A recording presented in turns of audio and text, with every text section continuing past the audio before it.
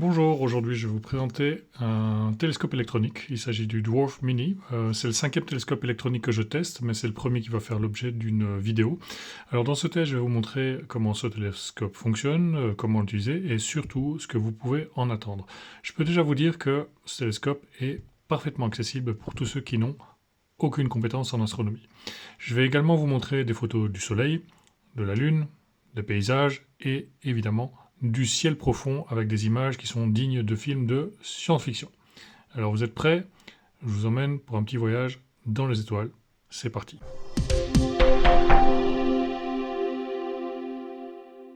Avant de voyager dans les étoiles, je vais quand même vous présenter le produit. Alors le Dwarf Mini, c'est le cinquième télescope que je teste, c'est le troisième de la marque Dwarf Labs. Dwarf Labs est une marque chinoise qui produit uniquement des télescopes de ce type-là. Les deux modèles précédents, comme celui-ci notamment, avaient une structure différente, avec un tube rotatif monté sur une base pivotante. Les deux premiers modèles chez Dwarf représentaient déjà en soi une petite révolution dans l'univers de l'astronomie assistée, et ils étaient probablement parmi les premiers sur le marché avec ce type de produit. Le Dwarf Mini a une approche assez différente. Il utilise un bras articulé au lieu du tube que je viens de montrer. Il est encore plus petit. En astronomie, la taille, ça compte. Donc, a priori, avec un format plus petit, ce télescope devrait recevoir moins de lumière, mais vous allez voir, c'est pas forcément le cas. Je vais revenir là-dessus plus loin dans la vidéo. Alors, le Dwarf Mini est donc plus petit, mais il est également plus maniable que ses prédécesseurs. Le Dwarf 3, en fait, avait un angle mort. Il était incapable de faire une rotation complète, alors que ici, le Dwarf Mini peut être orienté dans absolument toutes les directions sans devoir être déplacé. Donc il n'y a pas d'angle mort dans ce télescope-là. Il est aussi très léger, il pèse 840 grammes, il est suffisamment petit pour être emporté partout. Bon, si vous avez des grandes poches, vous pouvez peut-être le mettre dans vos poches. Et le fait qu'il soit aussi petit, c'est quand même un avantage énorme par rapport aux autres modèles que j'ai testés, parce que même si les télescopes électroniques sont plus petits, l'encombrement, ça joue toujours un rôle sur la motivation à sortir le télescope de l'emballage, l'installer, etc. Celui-ci, vous le posez, vous l'ouvrez, et c'est tout. Sur une soirée d'hiver, je peux envisager de faire une capture de deux objets brillants du ciel profond, pas plus. Pourquoi? Parce qu'en fait, il faut plus ou moins 1 heure ou 2 heures pour capturer un objet, bon, en fonction de la qualité de votre ciel. Ensuite, si vous n'avez pas une batterie externe, il faudra recharger le télescope qui prendra encore 1 heure. Et donc, si vous rajoutez une deuxième observation, vous allez en avoir pour, je dirais, 4 à 5 heures au total. Bon, maintenant, si vous voulez rester la nuit dehors avec une recharge, vous allez pouvoir en observer plus. Alors j'ai testé ce télescope avec une température minimale de moins 7 degrés, c'était la température la plus basse au moment de faire ce test. Le télescope n'a rencontré aucun problème, je n'ai pas eu non plus de problème de givre sur l'optique. Vous allez sans doute avoir même la goutte au nez bien avant que ce télescope ne soit mis en difficulté. Pour l'allumer, c'est très simple, il y a un bouton vert ici, vous appuyez dessus et il démarre tout seul. Si c'est vert, c'est bon, si c'est rouge, c'est qu'il y a un problème, ou que le télescope n'est pas prêt. L'application va vous permettre de dire si le télescope est prêt ou s'il faut faire quelque chose, comme par exemple le redémarrer. Je mentionnais il y a quelques instants que la taille compte en astronomie, mais si je compare ce télescope aux autres télescopes que j'ai testés, ce Dwarf Mini, il a beau être plus petit, il s'en sort pas trop mal. Alors je vais pas rentrer dans des détails très techniques, mais je vais résumer en fait les avantages, enfin les caractéristiques optiques qu'il a en 3 éléments. Il y a d'abord le diamètre à l'entrée, donc celui-ci fait 30 mm, 3 cm. Le Mini fait donc mieux que le Dwarf 2 et une ouverture équivalente au 6-star S30, qui est un télescope plus grand et plus cher. La focale est une focale de 150 mm. Alors, c'est la même chose que sur la plupart des autres modèles testés. Il n'y a que le 6-star S50 qui se distingue, mais c'est un télescope beaucoup plus imposant et aussi plus cher. Et avec cette focale de 150 mm, le Mini offre un champ plus large que le S50. Donc, il n'y a pas que des inconvénients à avoir cette taille-là. Avec une focale de 150 mm, par contre, vous pouvez oublier l'observation planétaire, c'est pas envisageable. J'ai un vrai télescope de 750 mm et c'est pas non plus suffisant pour l'observation des planètes. Donc clairement, si vous pensez observer Jupiter avec sa tempête avec ce télescope-là, ça ne fonctionnera pas. Vous aurez juste une petite bille de couleur dans votre optique. L'autre élément important pour la lumière, c'est le rapport entre le diamètre et la focale. Vous devez diviser la focale par le diamètre, vous obtenez un chiffre. Donc par exemple pour ce télescope, on a donc divisé 150 par 30 pour obtenir 5. Un petit chiffre indique que le télescope est plus rapide et qu'il a besoin de moins de temps pour collecter la lumière. Un gros chiffre indique le contraire. La plupart des télescopes que j'ai testés sont dans une zone équivalente. Il n'y a vraiment que le Dwarf 3 qui est un peu plus lent. Donc oui, il est petit, mais il offre une prestation assez équivalente aux modèles concurrents. Ce petit télescope a donc quelques atouts à faire valoir, comme sa taille, son poids, sa flexibilité. Son niveau de prix le rend également accessible à un public assez large, donc si vous n'avez jamais fait d'astrophotographie, c'est un modèle qui pourra répondre probablement à la plupart de vos attentes.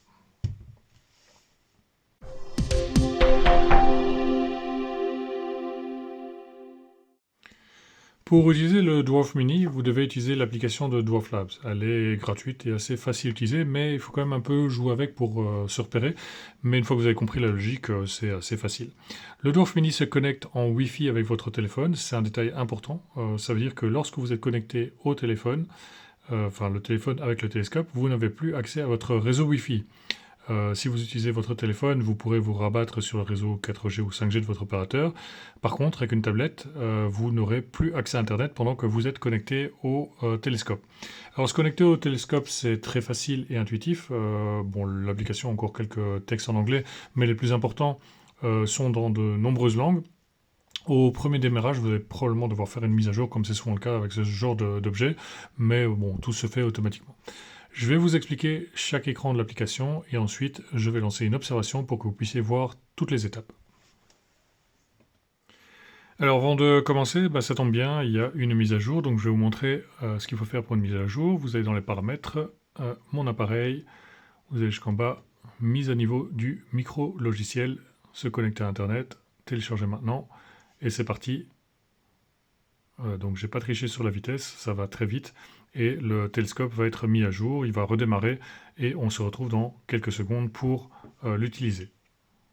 Voilà, le télescope a été mis à jour, ça a pris à peu près une minute. Je vais maintenant vous présenter l'application. Donc vous voyez en haut l'indicateur de batterie, donc ça correspond, il y a 4 LED allumés, donc on est à 91% de batterie.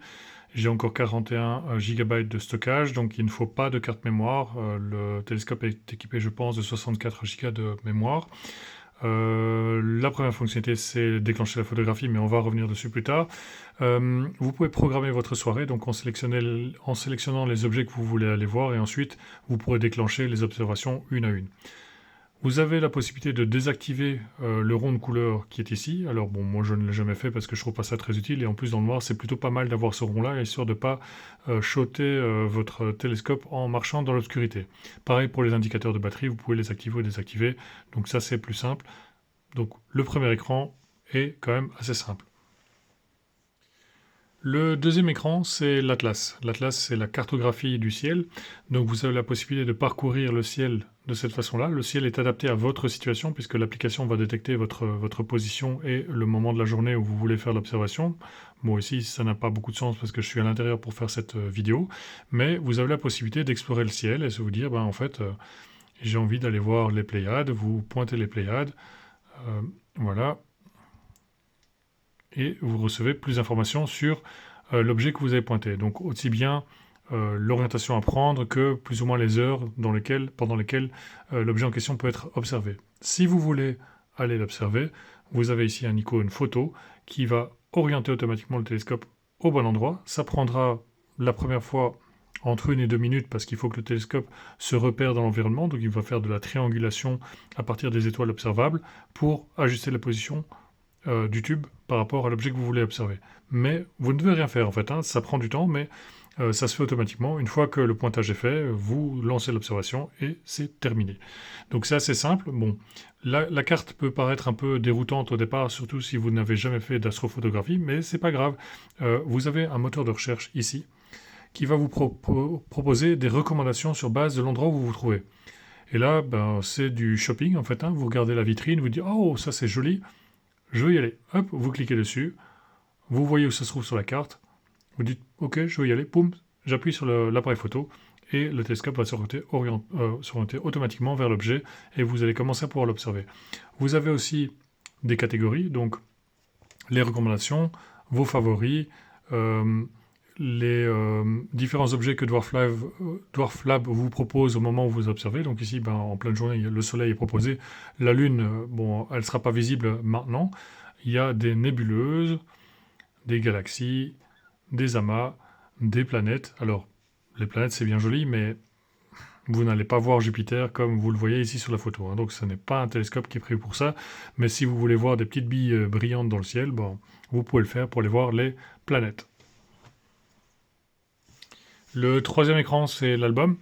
Alors, rien d'extraordinaire, c'est le résultat de toutes les observations que vous avez faites. Je dirais très classique. Par contre, il y a le Stellar Studio à l'intérieur, qui est une mini-application à l'intérieur de l'application. Il faut créer un compte chez Dwarf Lab pour pouvoir l'utiliser. Bon, c'est pas très grave, mais c'est à préciser. Une fois que vous avez fait ça, vous allez rentrer dans une interface qui permet d'envoyer vos photos chez Dwarf Labs pour une optimisation automatique. Il y a probablement un peu d'IA là-dedans, mais c'est super efficace. Donc ça veut dire que même si ce télescope devait avoir des lacunes de par sa taille pour obtenir une image très lumineuse, c'est pas grave, vous l'envoyez à Dwarf Labs, vous recevez dans la minute une photo traitée vraiment nickel. Et donc ça fait la différence aussi dans un produit qui est plus petit, qui donc laisse entrer moins de lumière, peut-être moins de détails. Vous avez la possibilité de corriger vos propres observations sur base de probablement tout ce qui a été observé avec des autres télescopes Dwarf Labs. Mais le résultat est quand même vraiment, vraiment bluffant. Je vous montrerai des photos issues de cette modification par la suite. Ça vaut vraiment la peine et je pense que c'est le genre de truc où si vous montrez ça à vos amis, ils vont dire waouh, parce que c'est vraiment bien fait. Le dernier écran, c'est l'écran des paramètres. Donc, c'est là où vous allez connecter votre compte, faire les mises à jour de l'appareil, régler l'appareil s'il y a des choses à régler, mais honnêtement, je n'ai jamais dû le faire. Vous voyez ici l'état du stockage. Je pensais que c'était 64 Go, mais c'est 52 en réalité. Calibrage d'image, je n'ai jamais dû le faire. Mise à jour, je le fais par Wi-Fi. Donc, a priori, dans ce menu-là, vous n'allez y aller que pour faire des mises à jour, parce que pour le reste, en fait, il n'y a pas vraiment de nécessité de l'utiliser.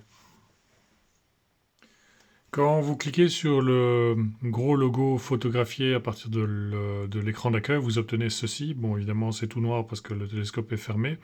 Et l'interface peut peut-être être un peu déroutante au départ, mais vous allez voir, elle est assez simple. Il n'y a pas grand-chose à retenir pour pouvoir utiliser. La chose la plus importante, c'est ce que vous voyez. Donc, la partie noire correspondra à ce que vous voyez dans le ciel comme résultat de ce que vous voyez avec le télescope. La partie la plus large, c'est ce qui correspond au grand angle qui va vous permettre de voir la vue d'ensemble. Donc ici, si vous pointez un objet, vous allez voir l'objet en grand. Là, vous verrez le ciel et tous les environs de l'objet que vous avez pointé. Et vous pouvez passer de l'un à l'autre de cette façon-là, de telle sorte à ce que si votre pointage n'est pas suffisamment bon, vous pouvez retourner au mode grand angle ou au mode télescope.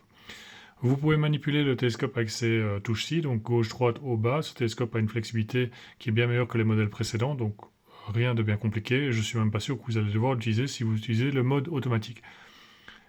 Le bouton ici déclenche soit le mode photo ou le mode vidéo. Vous pouvez choisir ici le mode photo ou le mode vidéo. Donc ici, vous verrez tous les modes s'afficher une fois que le télescope est réellement ouvert et la résolution.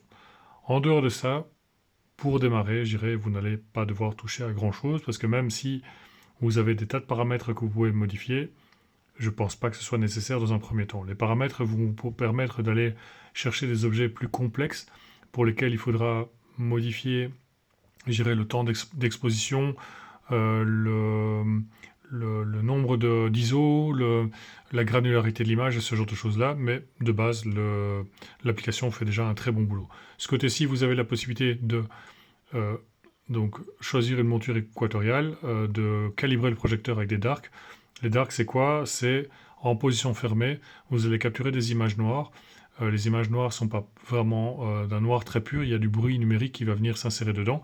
Et ce bruit numérique servira de modèle pour, quand vous pointez le ciel, vous pourrez retirer ce bruit numérique pour améliorer les photos. Donc en théorie, il faudrait faire des darks avant de faire une observation, mais honnêtement, j'en ai jamais fait et ça fonctionne très bien aussi.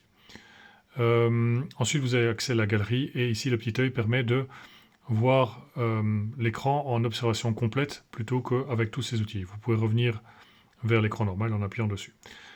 L'application fonctionne très bien. Il y a juste un truc, vous allez vite voir avec ce télescope-là par rapport aux autres que j'ai testés, c'est que il est un peu lent à la réaction parfois. Donc vous allez déclencher quelque chose, vous allez avoir la roue qui va tourner sur l'écran, et puis quelques secondes plus tard, quelque chose se passera. C'était moins le cas avec les autres dwarfs, qui étaient plus puissants en termes de processing. Bon, celui-ci, c'est un de ses défauts, il est plus lent à la réaction. Ça n'empêche qu'il fonctionne très bien malgré ça, c'est juste une question de patience pour pouvoir obtenir ce que vous voulez.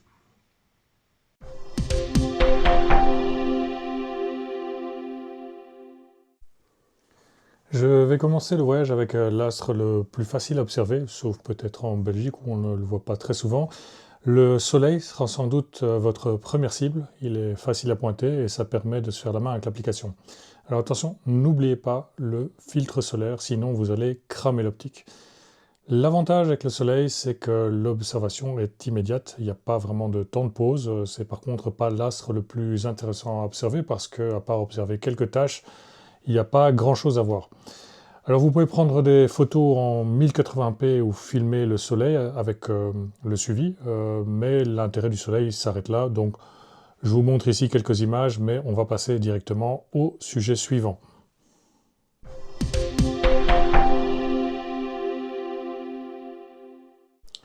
La Lune est aussi un astre facile à repérer et observer, et en plus il ne faut pas un temps de pause long non plus.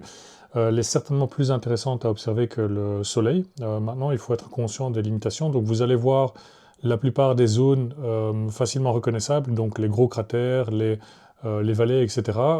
Tout ça, c'est très visible. Maintenant, si vous zoomez, vous allez voir que la limitation, c'est qu'on est en 1080p sur un télescope de petite taille, donc le niveau de détail ne sera jamais très très élevé. Mais c'est quand même assez suffisant pour voir la Lune d'assez près, bien plus près que ce que vous pouvez voir avec un appareil photo ou avec un téléphone. Et je pense que l'effort par rapport à la récompense est tout à fait équitable. Donc en quelques secondes, vous avez des clichés tout à fait intéressants de la Lune. Donc je vous passe ici de nouveau quelques clichés, mais on va passer directement au sujet suivant.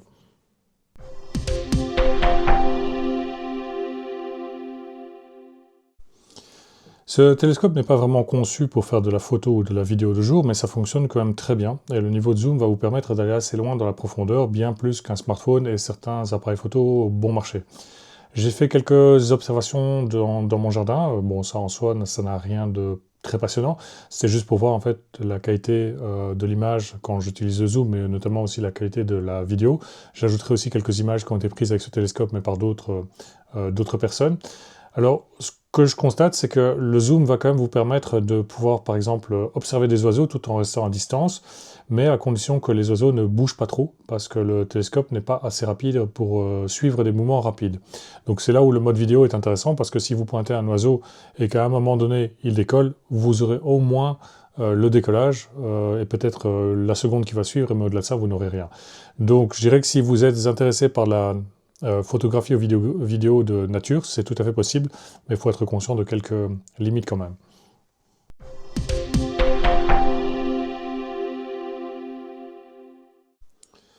Voilà, passons maintenant aux choses sérieuses avec les photos prises avec ce Dwarf Mini et le ciel profond.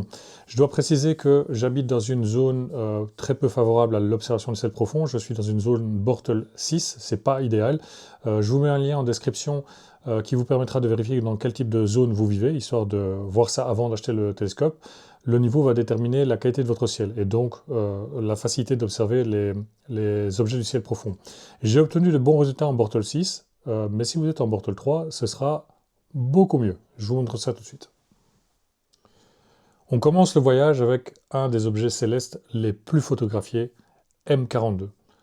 M42, c'est un objet magnifique et facilement observable.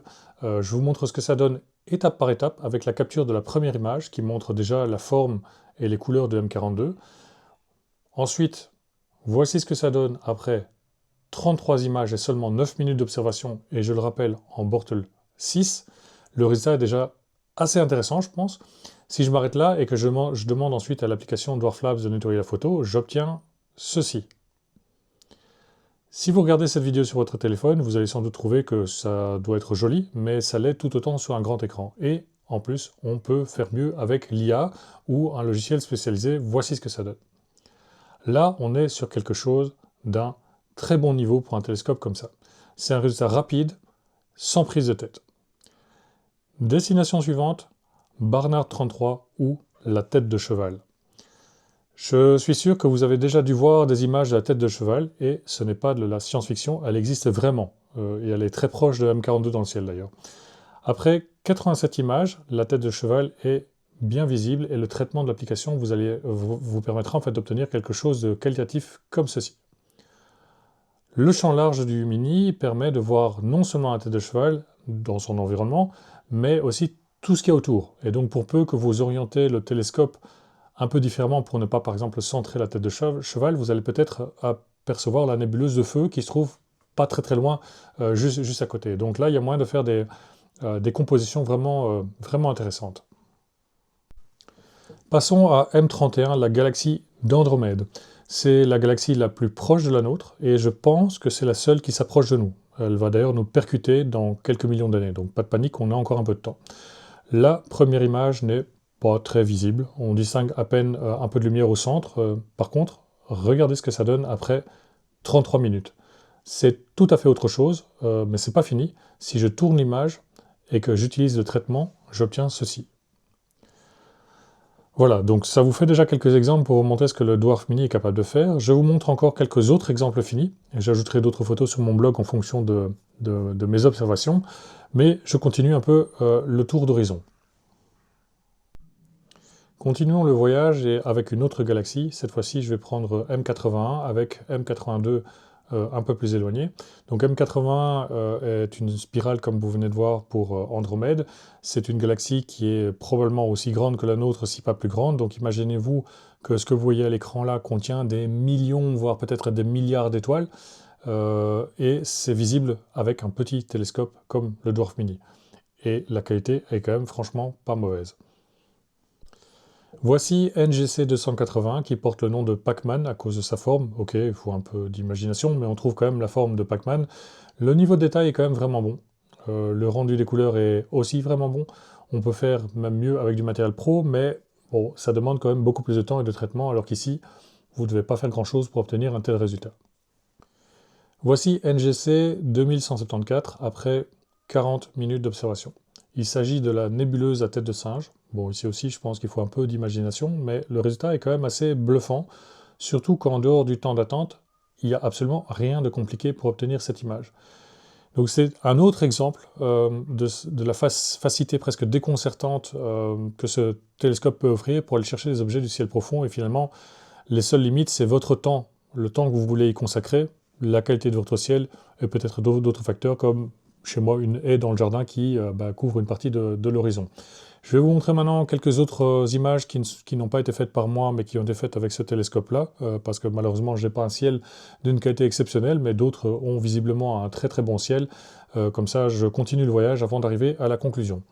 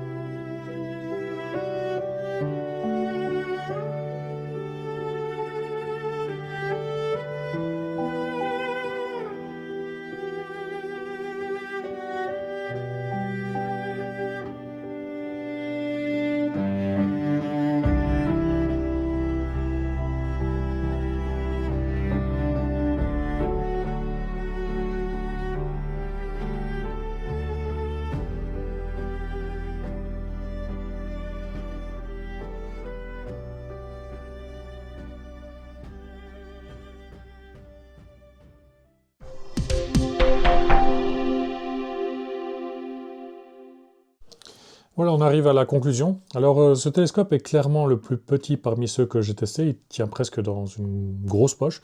Et avec les optiques, la taille est quand même assez importante. Le Dwarf Mini partait donc avec un handicap par rapport aux autres modèles. Mais en fait, la réalité a démontré le contraire. J'ai obtenu des résultats vraiment surprenants avec ce petit télescope. L'optique du Dwarf Mini est vraiment comparable à celle d'un Seestar S30 pour un encombrement vachement plus réduit. Et d'un point de vue purement technique, le Dwarf Mini laisse entrer pourtant moins de lumière que le Dwarf 3. Pourtant, le résultat est aussi bon. Alors pourquoi? Ben, en fait, c'est assez simple. Je pense que le traitement des photos s'est fortement amélioré et Dwarf Labs peut s'appuyer sur une communauté qui a sans doute alimenté leur algorithme de traitement. Et vous pouvez donc envoyer vos photos et les métadonnées sur l'objet photographié vers Dwarf Labs et Dwarf Labs vous renvoie une photo propre basée sur votre photo de départ et c'est aussi simple que ça. Alors vous pourriez penser que oui, c'est de la triche, mais ça reste quand même votre photo au départ. Donc c'est votre photo avec une base de traitement que vous auriez peut-être pu obtenir vous-même en passant du temps avec un logiciel spécialisé ou de l'IA. Mais là, vous cliquez, vous envoyez, vous recevez votre photo, je dirais 20 à 30 secondes plus tard et pouf, voilà, c'est terminé. Vous avez tout ce qu'il faut.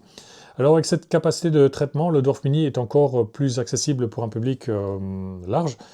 Plus besoin de travailler dans des fichiers exotiques et des logiciels spécialisés pour obtenir un meilleur résultat. Si vous voulez faire plus, oui, vous pouvez, mais c'est plus une étape obligatoire comme c'était le cas avec les modèles précédents. Alors j'ai apprécié ce télescope pour son format, parce que contrairement au Dwarf 3, il peut faire une rotation complète, il n'y a vraiment pas d'angle mort. Le mécanisme de rotation fonctionne très bien. Vous pouvez assez rapidement pointer un objet céleste. J'espère juste que Dwarf continuera à utiliser ce format pour les prochains modèles. La combinaison du traitement, de l'application facile et du prix font de ce télescope un excellent candidat pour ceux qui n'ont pas encore osé franchir le pas. La plupart des questions que j'ai reçues sur Facebook par rapport à ce télescope, c'est justement la facilité d'utilisation. Mais en fait, si vous n'avez aucune compétence en astronomie et vous n'avez jamais fait ça, si vous savez utiliser un smartphone, c'est la seule chose qu'il faut savoir faire parce que c'est le smartphone qui va commander le télescope et le télescope est totalement automatisé. Donc si vous êtes intéressé pour aller voyager dans le ciel profond comme les photos que je vous ai montrées, eh ben, vous avez ici un produit qui est tout à fait accessible pour un public complètement débutant dans le domaine. Un autre avantage de ce télescope, c'est que vous ne devez pas rester assis à côté quand vous l'utilisez. Donc il a une portée d'environ une dizaine de mètres pour connecter l'application au télescope. Donc c'est-à-dire que si vous avez la possibilité de mettre ça sur votre terrasse et rester à l'intérieur pour le piloter, c'est possible. Maintenant, ce qui est tout à fait possible aussi, c'est que vous le déposez à 40 ou 50 mètres de chez vous. Au moment où vous le déposez, vous programmez la séance d'observation et puis vous rentrez chez vous. Vous revenez une demi-heure ou une heure plus tard pour voir ce qui se passe. Mais vous pouvez le laisser tranquille et vous avez ici la possibilité d'avoir quelque chose de complètement autonome qui fera les observations à votre place. Bon, en été, vous pourrez peut-être rester à côté si la température le permet, mais en hiver, s'il fait moins 10 degrés, vous n'allez probablement pas rester à côté du télescope. Et donc ça, c'est un avantage qui est quand même vraiment indéniable pour ce genre de produit. Alors, est-ce que tout est parfait? Non. Il faut être conscient de quelques faiblesses. La première, c'est que je trouve que ce télescope est un peu lent. Il est clairement moins réactif que le Dwarf 3 ou le Seestar S30, S50. Cette lenteur, en fait, elle se traduit par un temps de réaction plus lent quand vous demandez une réaction de la part du télescope. Donc, pointer vers un objet, le traitement de la photo, tous les éléments qui demandent un peu de calcul. Vous allez voir la petite roue qui tourne sur l'application. Bon, c'est pas dramatique, mais j'ai eu des télescopes plus rapides et donc ça m'a frappé quand j'ai utilisé celui-là. Il était quand même nettement plus lent que les autres que j'ai testés. Alors, il y a aussi la calibration. La calibration, c'est quoi? C'est quand vous utilisez le télescope pour la première fois, il va pointer le ciel à plusieurs endroits pour repérer les étoiles les plus brillantes et se positionner par rapport à l'environnement pour avoir un pointage ultra précis. C'est obligatoire, donc on ne peut pas passer à côté. Tous les télescopes le font. Bon, celui-ci, comme je viens de vous le dire, il est un peu plus lent, donc ça prend un peu plus de temps. Ce qui m'a embêté avec celui-ci, c'est que après la première calibration, si vous changez d'objet, il va en demander une deuxième. Vous changez encore d'objet, il va en demander une troisième. Et donc à chaque observation, vous allez perdre 2 à 3 minutes au départ avant de pouvoir observer l'objet.